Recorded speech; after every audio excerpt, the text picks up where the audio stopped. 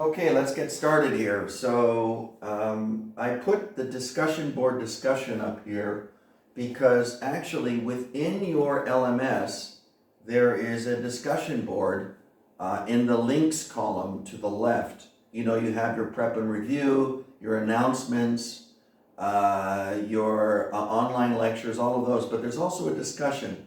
So we're going to be kind of migrating or moving towards using that a little bit more, and I'm trying to figure out how to do that. We're in new territory, you guys. This is a brave new world we're in. We're doing things that we've never done before. So anyway, keep that in mind, this whole idea of using a discussion board to ask questions, to engage with other students, to upload ideas that can help yourself or help your classmates. All right. It's not lined up correctly here. Okay, this is Unit 1, Activities, Goods and Services. All right, so let's just pause this for a minute.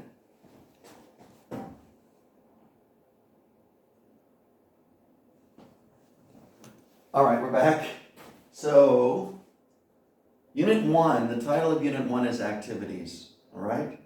So, and I have 3 words, goods and services. The key words are goods, services. So basically, as you probably already know, in order for a company to make a profit or to bring in revenues, to bring in money, they have to provide either goods or services. So that's really the theme of Unit 1. Goods and services. Who brings them in? What types of companies produce goods and services? There are different kinds of companies. So that's Unit 1. Let's move on to Unit 2. The title is, and this is a good one, the title of Unit 2 is No Privacy. So this gets into terms like surveillance, okay? Surveillance is a key word to this particular unit. And let's have a look at the first page of that unit.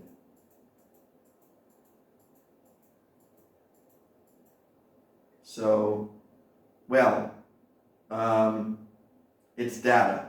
Data is the key word here. And no privacy.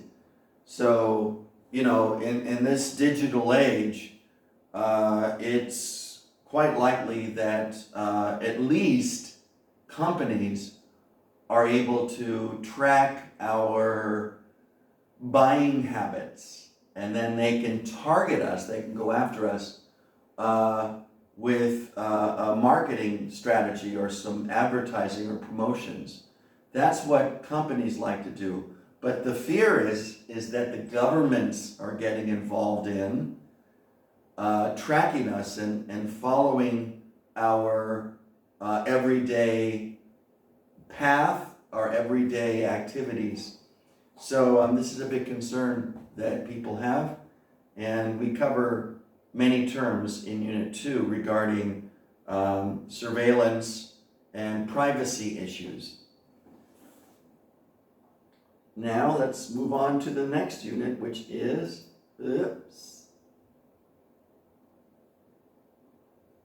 bad manners. This was a good one because when we looked at Unit 3 before, we saw this really fat guy walking into an office, eating a sandwich in one hand, talking very loudly with his smartphone in another. This is what you call bad manners. Let's move on to this one.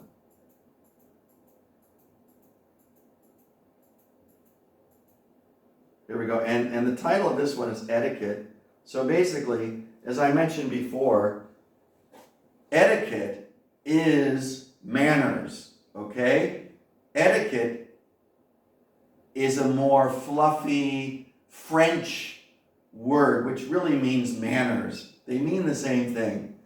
So this unit gets into how to behave in a business environment. So, and of course there are terms that are used to talk about these sorts of things or describe what bad manners or bad etiquette or good manners or good etiquette mean. Great. So now that's the first 3 units, and then a little bit later today we're going to cover the review of units 1, 2, and 3, but we'll do that in the next part. Let's move on to unit 4, shall we?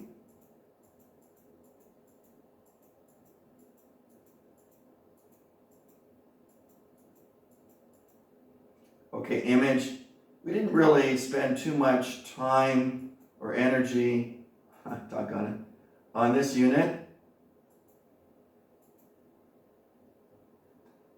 But there's the etiquette, and there's the review of units 1 and 3. There's your surveillance camera. Boy, oh boy, there's CCTVs all over the place. What are they looking for? What are they looking at? It makes you wonder sometimes. Are they adding up social credit scores? Like, for example, sometimes I might be speeding a little bit in my car, and I'm wondering if the CCTV camera isn't registering the speed that I'm going, and I might be going maybe 10 kilometers per hour faster than I should be. I wonder if they're making a tick every time I do that. And then maybe down the road they'll go, oh, Mr. Gimby, you have been caught speeding on CCTV cameras 1,542 times. Uh-oh. And they might say, who knows, what might they say? They might say, well, your insurance rates are going to do what? Your insurance rates are going to go up. I sure hope that doesn't happen to anybody. So here's image. I don't really have a picture here, but there certainly is a picture here of a woman. What do you think her job is? What does she do for a living? Is she a superhero? I don't think so. She looks like maybe a supermodel. And what is she doing? She's walking the runway. All right, so we're going to be looking at comparatives and superlatives and other terms that are associated with image, including brand. What is the brand name? What is the brand itself? Okay, unit 5 now, let's take a look at that one.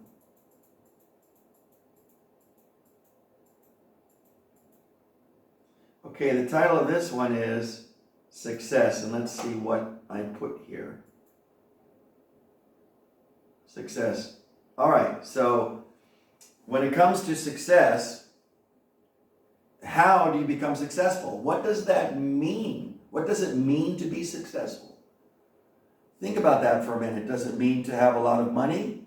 Does it mean to work your way up to a high position in a company? In other words, climbing the ladder to success, to the top. And what is the top? What is the top position in a company? I think you know what that is. But is success all about career? That's also something to think about. Maybe success has to do with just having being healthy, or having a family, or being active in your community, or something along those lines. Becoming educated just for education sake. So,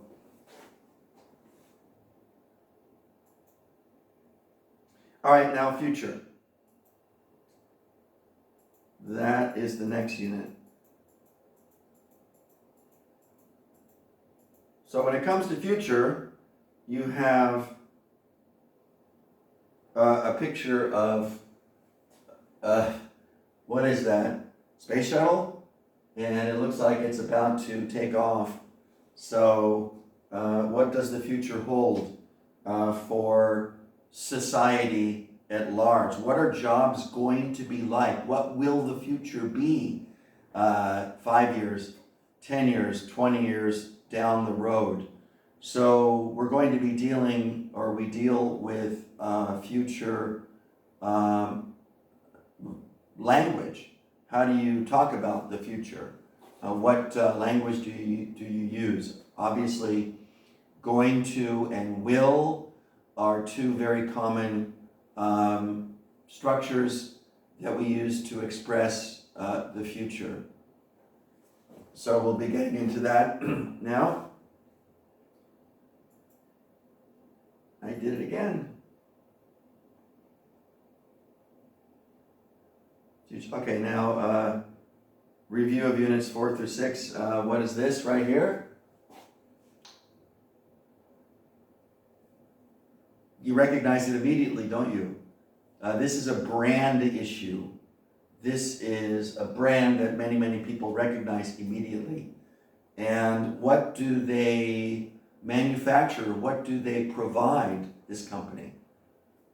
Okay?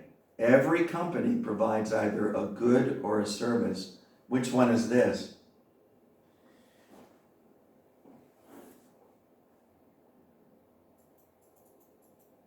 All right, location. Why is location of a business important? This is an important topic to get into.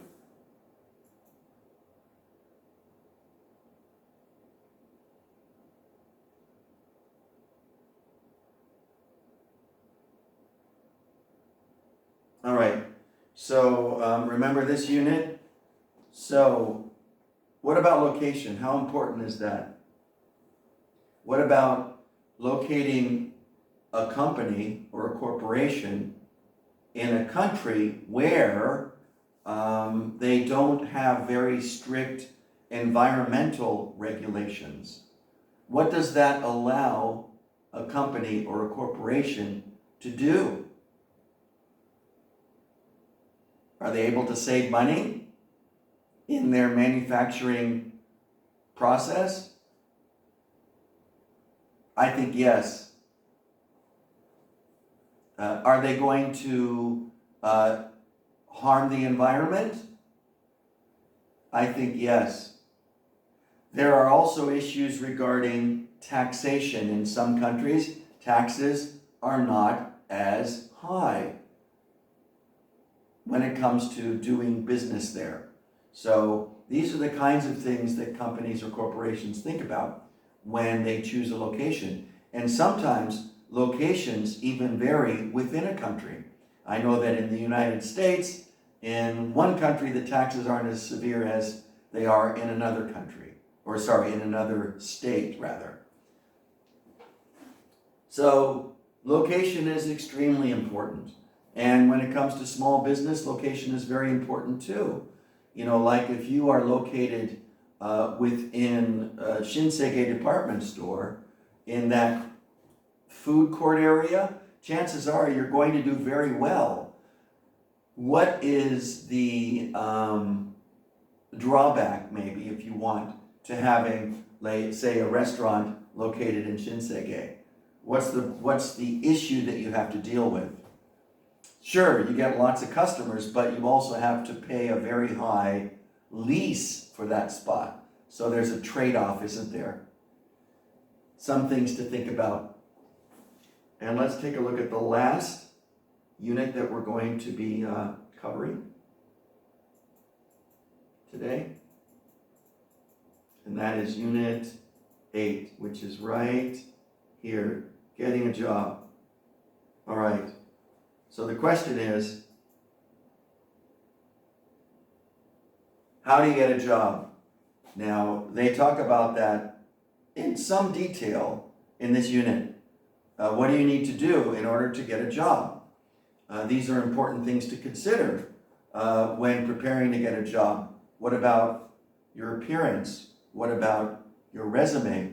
What about what to say? What about learning about the company that you are trying to get a job with? All of these things are important. So that's really covered in Unit 8. Now I'm going to stop this and we're going to go kind of step by step through the review process. And we'll just be looking more at verbs and terms and basically answering questions and filling in blanks and that sort of thing. This will help to prepare you for the midterm, which we'll talk about next week.